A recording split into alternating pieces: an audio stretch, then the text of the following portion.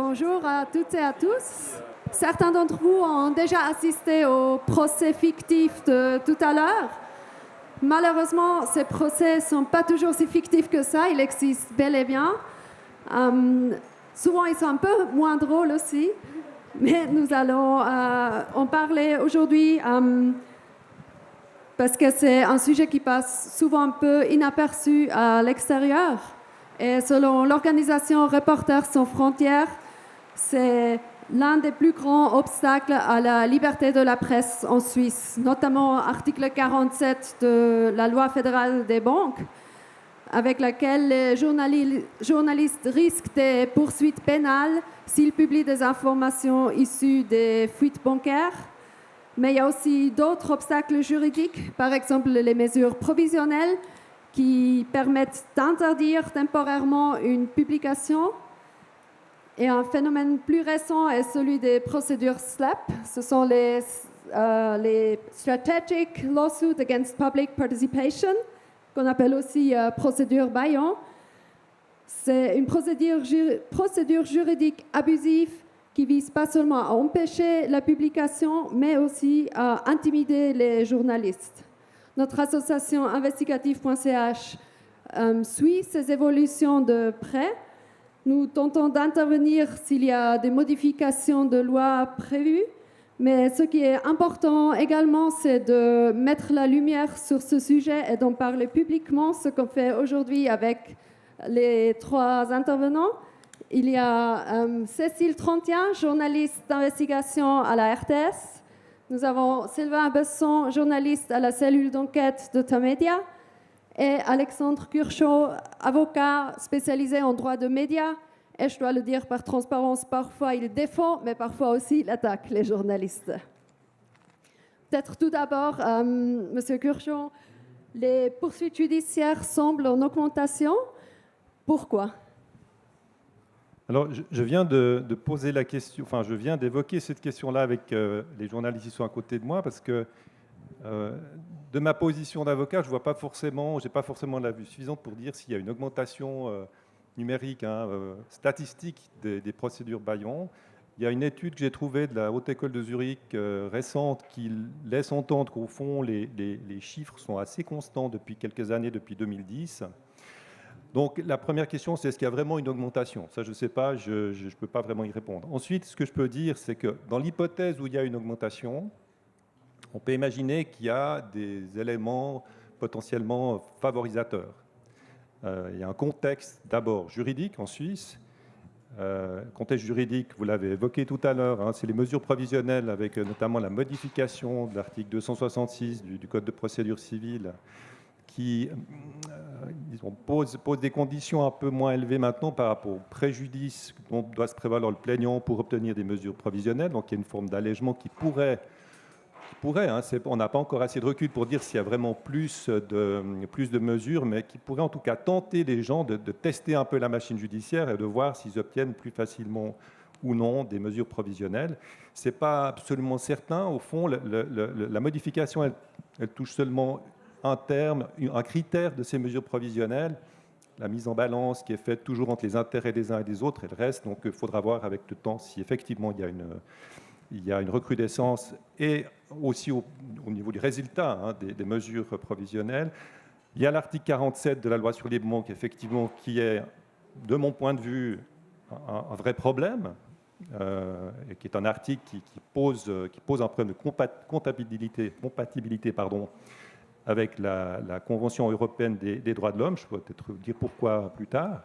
Donc ça, c'est le contexte juridique qui est quand même un peu favorable, effectivement, à une recrudescence de cette type de manœuvre.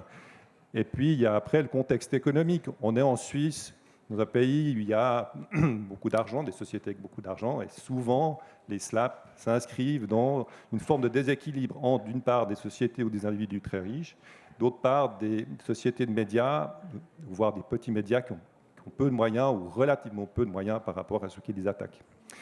Alors, pour moi, ça, c'est les principales raisons. Je n'ajouterai peut-être une encore.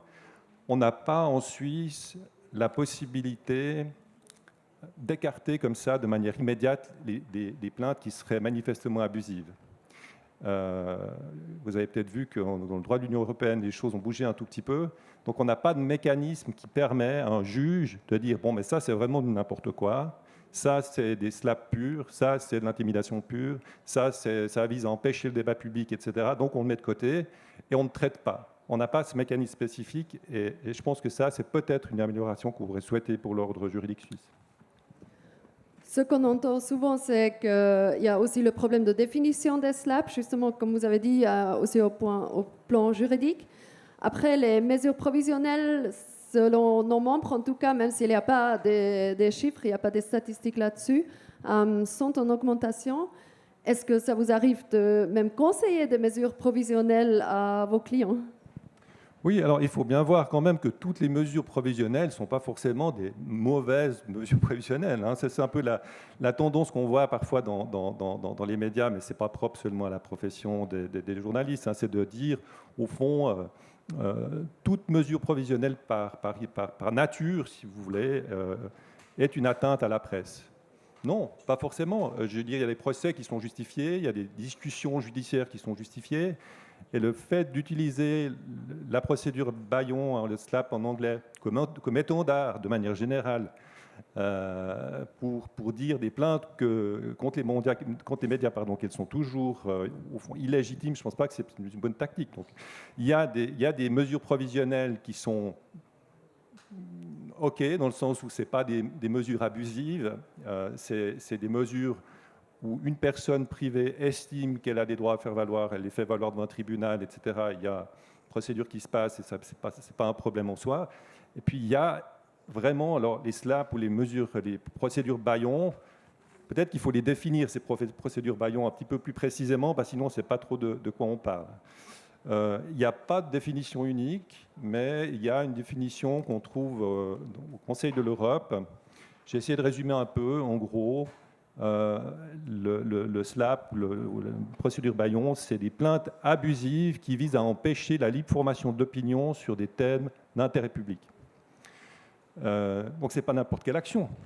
Si vous avez un politicien, un artiste, un financier, que sais-je, qui estime ou un médecin qui estime qu'il y a un papier qui ne lui convient pas, non seulement, mais qu'en plus, qui est contraire au droit et qui estime qu'il est légitime à faire une procédure, ce n'est pas encore une plainte abusive. Bien évidemment, dans abusif, il y a l'idée qu'on détourne le sens de la loi. Donc on va utiliser au fait, les instruments qu'on a dans la loi, notamment les mesures provisionnelles ou bien la plainte pénale, pour, au fond, pas obtenir ce qu'on doit obtenir habituellement, c'est-à-dire la reconnaissance de ses droits, mais pour empêcher que la libre formation de l'opinion sur un sujet puisse se faire. Donc, je crois qu'il faut vraiment bien distinguer les deux. Et ces procédures SLAP, ça peut être pénal, civil, etc. Je pense que la plainte pénale elle peut être tout aussi forte que les mesures prévisionnelles, et parfois elles sont combinées. Donc ce n'est pas, disons, strictement limité aux mesures prévisionnelles telles qu'on le pense souvent. Sylvain Besson, quelle expérience avez-vous avec les attaques juridiques, que ce soit des procédures Bayon ou des mesures provisionnelles ? Nous, en fait, on a eu ces derniers temps principalement des mesures provisionnelles. Donc, quand on parle d'une augmentation du phénomène, en fait, pour nous, à notre niveau, c'est vraiment ça. Sur un an, on en a eu 3.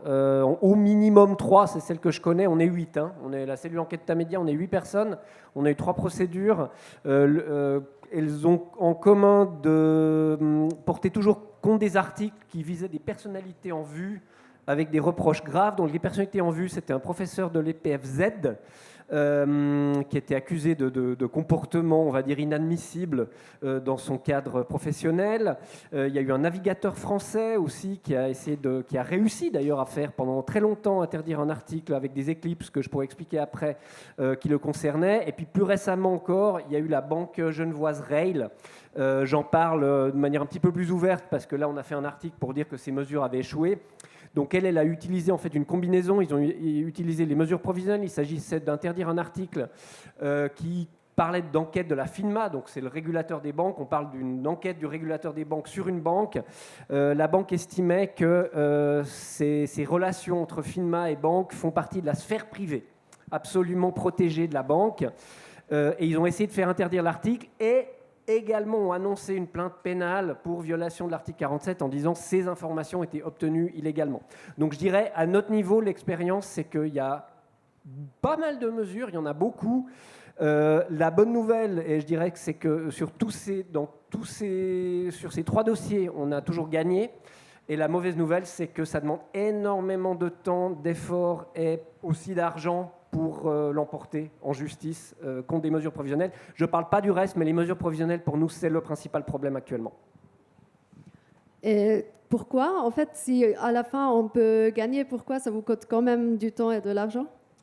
Alors, je prends juste l'exemple du navigateur français, hein, juste pour que vous compreniez en fait à quel point, et là je ne suis pas d'accord avec Alexandre Curchod, le problème en soi, c'est la manière en fait dont ces procédures ont lieu. Donc on a un article qui a été publié, donc ça c'était la bonne nouvelle, l'article a été publié le 15 septembre 2024 dans le Matin Dimanche. Il faut un petit moment à la personne pour comprendre qu'il y a des mesures provisionnelles qui existent en Suisse, et le temps qu'elle comprenne, qu'elle prenne un avocat à Genève, eh bien, le 27 septembre, l'article est retiré. Donc il était publié dans un journal, il était évidemment en ligne. On parle là vraiment de l'enjeu, c'est vraiment la présence de l'article sur Internet dans la durée, comme étant une référence en fait sur ce personnage. Ça devient l'article de référence sur lui. Il est donc dépublié le 27 septembre. Il y a une audience au tribunal de Lausanne. Notre avocat, j'allais dire, atomise littéralement la partie adverse. Et l'article, le 5 décembre, est republié sur décision de la juge. Il est de nouveau dépublié le 12 décembre. Pourquoi ? Parce que la partie adverse a fait valoir qu'on n'avait pas encore les motivations du jugement. Et en droit vaudois, eh bien, il faut attendre les motivations pour que le jugement devienne exécutoire. Donc on attend les motivations et ça va prendre 3 mois presque. Et l'article est republié à nouveau le 4 mars. Le 7 mars, il est à nouveau dépublié car il y a un appel au tribunal cantonal vaudois. Et enfin, le 10 avril, il est à nouveau republié puisque une juge particulièrement éclairée et rapide a rendu un jugement au fond qui balayait en fait les arguments de ce navigateur. Il y avait 3 points. Tout d'abord, les informations de l'article étaient exactes. Deuxièmement, il y avait un intérêt public qui tombe sous le sens. En l'occurrence, le sujet de l'article, c'était très simple. C'était de dire ce navigateur lance des projets qui ont l'air géniaux, de navires à voile, de navires révolutionnaires, de navires solaires, etc. Il encaisse des millions d'investisseurs qui se disent « c'est super, je veux participer à la transition écologique et à la décarbonation du transport maritime ». Les projets échouent, l'argent a disparu, l'argent a été grillé dans différentes études, dans des prototypes qui ne marchent pas forcément. Et puis la seule personne qui au final financièrement profite, c'est ce navigateur.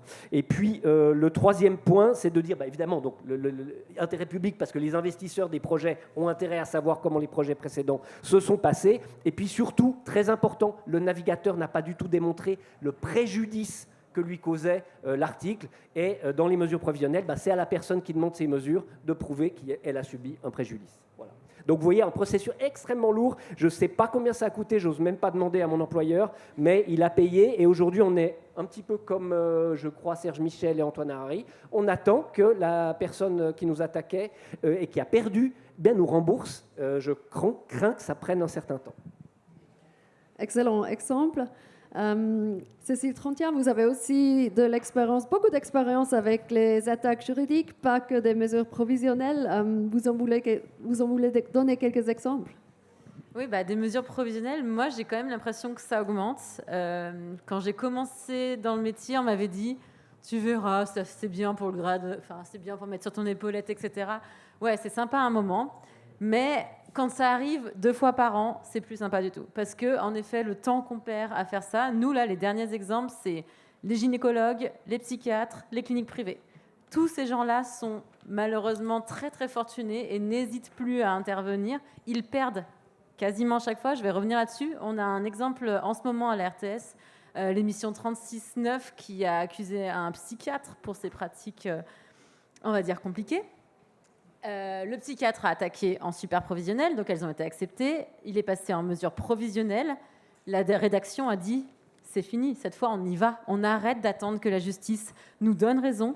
On publie. Il y a un intérêt du public et il faut que les rédactions se soutiennent et commencent à aller au-delà de la justice parce que attendre, ce n'est plus possible. Il y a des patientes qui souffrent, il y a des patients qui souffrent. Quand on est sûr de nous, il faut y aller parce qu'on va gagner à la fin. Mais on ne peut pas attendre autant de temps que la justice se fasse. Et le problème, c'est quand ça touche au pénal. Moi, je suis très bien placée pour en parler parce que moi, j'ai fait une enquête sur les pistolets imprimés en 3D. Moi, c'est pas un imprimeur qui m'a attaqué. C'est Olivier Jornaud, c'est un procureur qui m'a attaqué. Et c'est un procureur qui m'a mis en garde à vue. C'est un procureur qui a fait toute la procédure. Ça a duré 6 ans. J'ai dû me battre jusqu'au tribunal fédéral pour obtenir gain de cause. Mais il faut vous dire que pendant 6 ans, c'est du pénal. Donc c'est moi qui dors pas, c'est mes enfants qui sont affectés. En plus, on vous demande vos revenus, on vous demande quel type de voiture vous avez. Enfin, pour le privé, c'est super dur. Et en première instance, le procès qu'on a vu tout à l'heure avec Serge et Antoine, quand on est sur le banc des accusés, on se sent humilié. Honnêtement, c'est votre vie qui est passée au crible. C'est même pas votre façon de travailler, c'est votre vie qui est passée au crible. Et ça, c'est dur. On regarde même plus si vos arguments sont justes, si vos preuves sont justes, etc. On passe tout au crible. Quel type de personne vous êtes? Est-ce qu'on peut vous faire confiance, etc. Donc, vivre avec ça pendant 6 ans. La première fois, j'ai été condamnée en première instance pour détention, acquisition et transport d'armes illégales. La deuxième fois, il ne me restait plus que le transport d'armes illégales en deuxième instance. Et le tribunal fédéral a fini par m'acquitter. Mais le tribunal fédéral, pour ceux qui n'y sont pas forcément allés, c'est des juges et votre vie passe en mode roulette russe. On n'a aucune idée de ce qui va en sortir. Ce n'est pas des arguments juridiques qui sont exposés. C'est tout simplement une sorte de...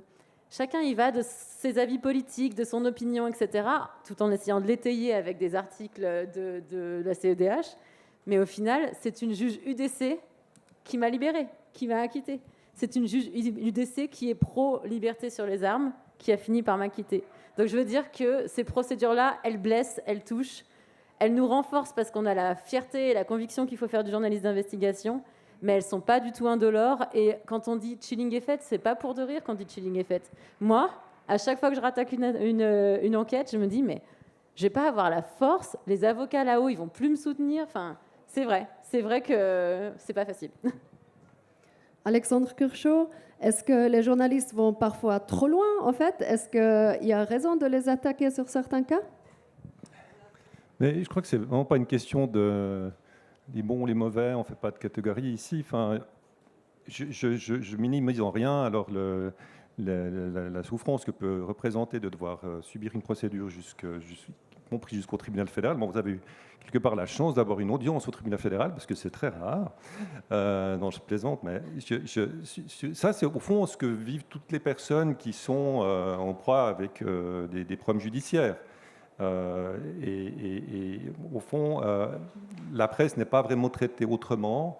Vous pouvez être attaqué comme journaliste, vous pouvez être attaqué comme médecin, vous pouvez être attaqué comme avocat. Alors, j'entends que c'est difficile, et je comprends bien ça, pour accompagner aussi des gens comme avocat. Mais je ne ferai pas une catégorie particulière pour les journalistes.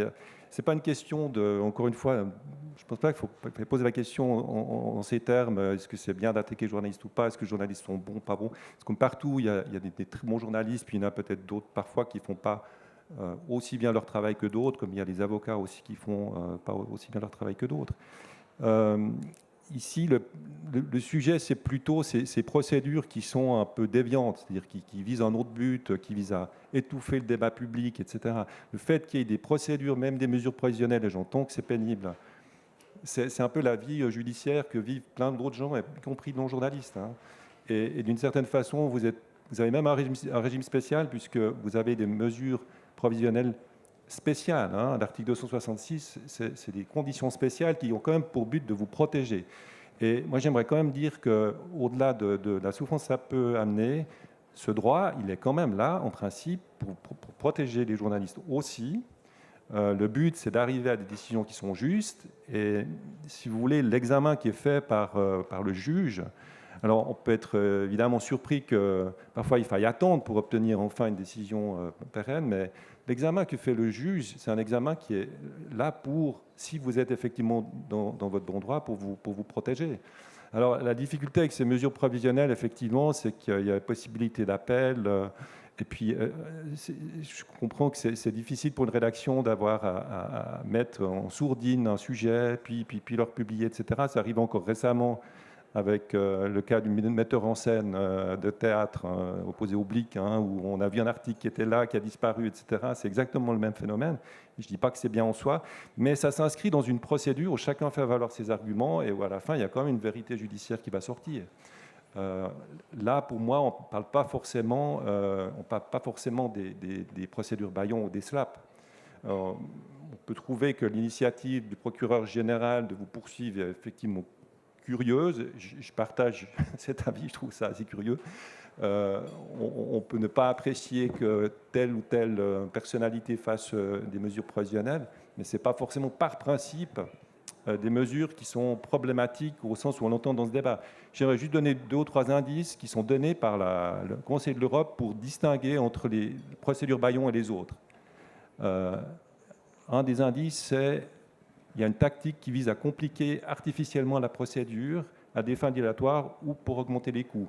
Ce n'est pas dans tous les cas. Il y a des manœuvres d'intimidation, de harcèlement, voire des menaces. Ce n'est pas dans tous les cas. Il y a des arguments manifestement infondés à côté de la plaque, etc. Ce n'est pas dans tous les cas non plus. Donc, s'il y a ces éléments-là, et s'il y a en plus le déséquilibre dont je parlais avant, au niveau financier, alors il y a de fortes chances qu'on se trouve dans une procédure bâillon. Et c'est pour ces cas-là spécifiques qu'il faudrait peut-être prévoir, ce que je disais au tout début, un mécanisme spécifique si tant est que la volonté est de changer le droit. Les procédures, il y a d'un côté, mais de l'autre côté aussi, les menaces de procédure, tout ça mène à ce que Cécile Trentien a mentionné tout à l'heure, le chilling effect, donc le fait d'intimider les journalistes pour qu'ils aient peur d'écrire de nouveau sur un sujet un peu piquant. Sylvain Besson, est-ce que vous aussi, vous avez parfois peur de publier un certain sujet? Est-ce que vous avez recours à l'autocensure?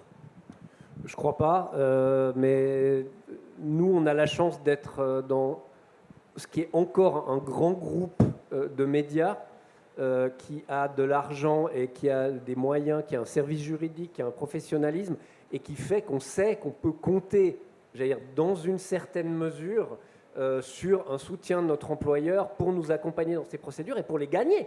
Parce qu'encore une fois, vous pouvez vous engager dans une procédure tout seul, mais pour la gagner, il va falloir absolument un conseil professionnel, il va falloir un avocat professionnel. En l'occurrence, dans l'affaire de ce navigateur, c'était Mathias Burnand, qui a fait un travail formidable, qui a été extrêmement talentueux et efficace, mais je n'ai pas vu ses factures au final, et je pense qu'elles sont quand même malgré tout conséquentes. Donc on ne s'auto-censure pas parce qu'on est soutenu par notre employeur qui a les moyens de nous défendre. Et dans certains cas, c'est l'actionnaire lui-même, c'est même plus l'entreprise, mais c'est l'actionnaire à qui on reproche souvent d'être un milliardaire zurichois. Eh bien, ce milliardaire zurichois, il paye de sa poche des procédures pour nous défendre, parce que ces procédures sont tellement longues et coûteuses qu'on ne veut pas que ça apparaisse dans les comptes de Tamedia en fin d'année. Donc j'allais dire, nous, on est protégés, on a l'immense chance d'être encore dans un groupe de médias, on va dire, profitable, mais les difficultés, elles touchent tout le monde, elles touchent, y compris la SSR en Suisse, ça touche Tamedia. Donc actuellement, je dirais, la dégradation économique du secteur des médias, c'est le principal problème, et c'est ça qui peut, à terme, faire que les groupes disent « Écoutez, vous êtes gentils, on adore ce que vous faites, mais là, on n'a juste plus les moyens de vous défendre, donc on va juste renoncer à ce sujet. » Ça, c'est une possibilité, pour l'instant, que je n'ai pas vécue. Encore plus les petits médias ou les journalistes indépendants qui n'ont pas de service juridique. Alexandre Curchot, qu'est-ce que les journalistes peuvent faire pour moins avoir des attaques juridiques? Alors, il n'y a pas de remède miracle, évidemment, parce qu'on ne peut pas empêcher quelqu'un de déposer une action. Une piste, ça peut être... alors, vous parliez, Sylvain Besson parlait des aspects financiers, ce serait une mutualisation peut-être des ressources juridiques pour les petits médias, parce que c'est vrai que Tamedia ou Ragier peut certainement faire une procédure, si c'est le courrier ou d'autres. Je cite le courrier parce que je sais qu'il y a eu une procédure qui a coûté très cher à ce journal, etc., qui peut même mettre en danger la survie elle-même du titre. C'est vraiment problématique. Donc pourquoi pas une mutualisation des moyens financiers, des moyens juridiques à disposition pour éviter qu'on se retrouve tout seul dans son coin, avec effectivement là, alors encore plus ce risque de chilling effect. On se dit, bon, bah, moi, plutôt que de me lancer dans la publication d'une enquête, je renonce. Et puis ça, c'est un vrai problème concret qu'ont les petits médias. Sinon, il faut se battre dans le cadre du droit tel qu'il existe. Encore une fois, c'est un droit qui est fait aussi pour les journalistes. Il faut aussi, je pense, ne pas hésiter à médiatiser les cas de procédure Bayon, parce que ces cas de procédure Bayon sont des cas qui sont contraires à l'intérêt public, qui ne servent aucun intérêt public, dont un certain nombre d'entités s'est emparé maintenant. Le droit de l'Union européenne a accouché d'une directive sur le sujet. Enfin, il y a une vraie réflexion là-dessus.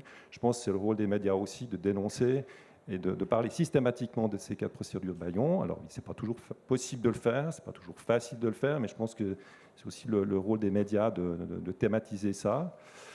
Puis après, il y a les modifications du droit dont je parlais. Il y a une initiative parlementaire qui va dans le sens du droit européen qui était déposée par Raphaël Mahun. Je ne sais pas ce que ça va donner. Quand on voit le Parlement sur les sujets de presse, si on regarde les débats au sujet de la loi sur les banques, on peut être modérément optimiste sur l'issue de cette initiative, mais elle a le mérite d'exister et voilà, elle fera l'objet d'un débat aussi, j'imagine, prochainement. Voilà. En gros, c'est ça. Et puis le gros problème que j'ai évoqué au début, c'est l'article 47 de la loi sur les banques. Là aussi, il faut des initiatives politiques pour faire en sorte que cet article soit abrogé, soit supprimé, parce qu'il y a dans cet article, en tout cas, deux problèmes principaux que je vois. C'est un effet dissuasif évident, surtout que là, alors, on est en plein déséquilibre du point de vue financier. Et puis aussi par rapport aux sanctions. Je crois que ça a été rappelé tout à l'heure par un des avocats sur scène pendant le procès fictif. La Cour européenne des droits de l'homme a déjà sanctionné à plusieurs reprises des États en raison des sanctions qu'ils avaient prévues dans leur code pénal à l'égard de journalistes en disant ça, c'est dissuasif. Ici, on parle de 3 ans de prison quand même. On parle de 3 ans de prison dans la loi sur le betting. Donc, je pense que là, il y a un vrai problème de compatibilité.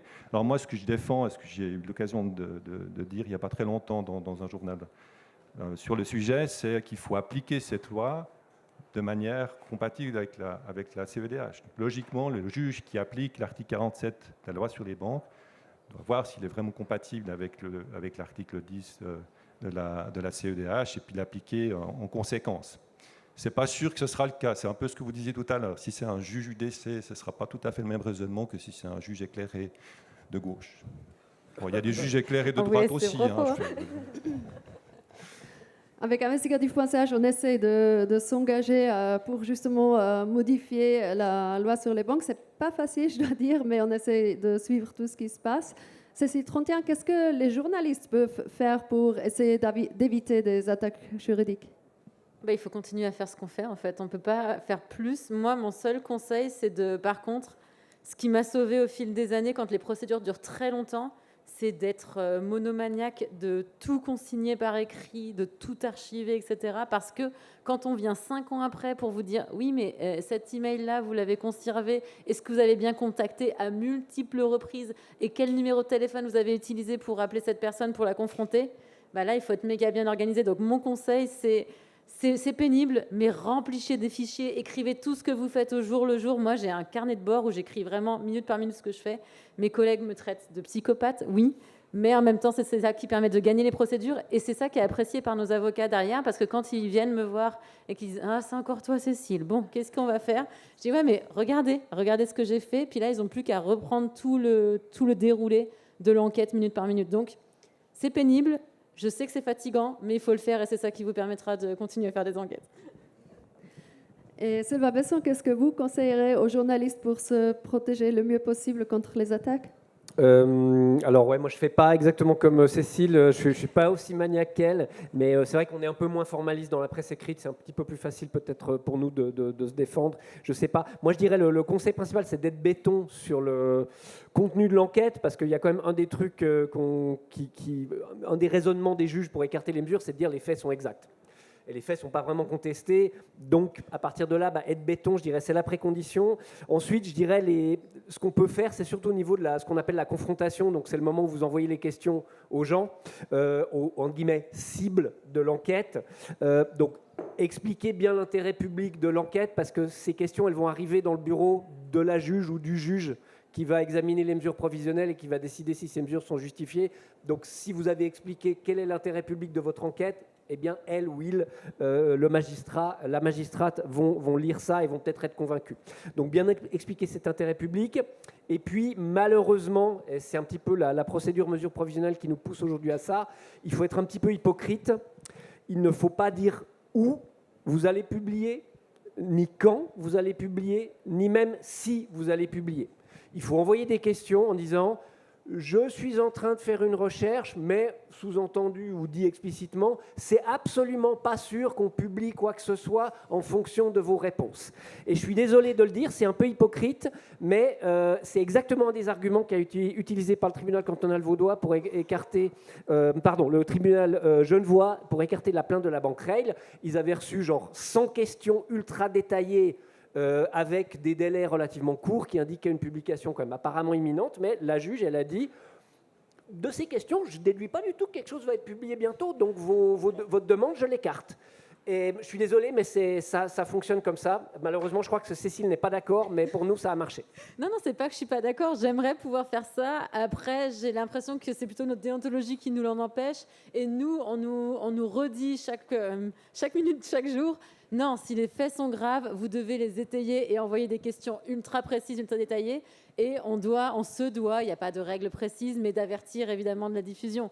Et c'est ça qui nous entraîne à chaque fois dans des mesures provisionnelles et des super provisionnelles, parce qu'ils savent l'urgence, ils savent que dans 3 jours, ça va être publié généralement. Voilà, alors que nous, clairement, on a dit au niveau de l'entreprise, enfin du service juridique de Tamedia, on n'a absolument aucun devoir ou obligation de dire ce qui va être publié et quand. Et puis je dirais, moi j'ajoute un conseil par rapport au coût de ces procédures. On a dit que le coût de ces procédures est terriblement lourd, c'est cher, même si j'ose pas et je ne regarde pas les factures à la fin de chaque procédure. Il y a des avocats, il faut vraiment leur rendre hommage, qui acceptent de travailler pro bono pour défendre des médias. J'ai pas beaucoup d'exemples et de noms en tête. Je sais que ça existe pour des réseaux étrangers d'enquête. Par exemple, Nicolas Capt, qui est un peu la némésis de beaucoup de médias, parce qu'il fait des mesures et il attaque les médias, mais aussi il a défendu pro bono Gotham City. Et je suis désolé, mais je pense que pour ce média, c'était important. Et donc, il existe des avocats qui défendent. Voilà. C'est pas vrai. Si. En tant que journaliste, on doit s'opposer. Pardon ? Alors, moi j'en ai parlé souvent avec François, il m'a dit que cet arrangement n'était peut-être plus en vigueur aujourd'hui, c'est peut-être du passé, mais en tout cas des avocats qui défendent des médias pro bono existent et Nicolas Capt était l'un d'eux. Voilà, je m'arrête là, mais ça peut être une solution bancale pour défendre votre média si vous n'avez vraiment pas d'argent. On veut les contacts. C'est utilisé pour après attaquer tous les autres médias. J'ai dit que c'était la némésis, mais voilà. En tout cas, c'est un très bon exemple. Ce qu'on pourrait faire, aussi de continuer à en parler, continuer, comme vous l'avez dit, de faire des enquêtes, de justement pas se laisser intimider. Et pour vous remercier d'avoir partagé vos expériences avec nous, j'ai un petit couteau suisse pour vous défendre. Mais bien sûr, il est en chocolat, donc c'est pour vous défendre en douceur. Merci. Merci beaucoup. Merci.